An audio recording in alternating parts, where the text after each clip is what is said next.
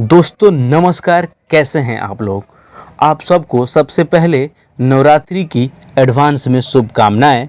दोस्तों कल यानी 2 अप्रैल को नवरात्रि स्टार्ट हो रहा है और इसी बीच खेसारी लाल यादव जी का नवरात्रि स्पेशल सॉन्ग भी रिलीज होने वाला है, जिस सॉन्ग का नाम है देव की दुलारी मैया।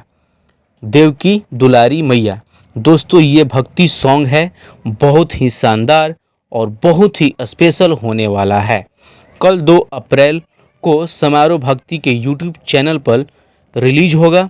दोस्तों ये चैत्र का नवरात्रि है और इस नवरात्रि का यह पहला सॉन्ग है जिसको खेसारी जी ने सबसे पहले गा दिए हैं। इस गीत में म्यूजिक आर्या शर्मा जी का है। दोस्तों खेसारी जी का भक्ति सॉन्ग का बात ही अलग होता है। तो कल तैयार रहिएगा, सुबह सुबह ही समारोह भक्ति के यूट्यूब चैनल पर रिलीज होगा।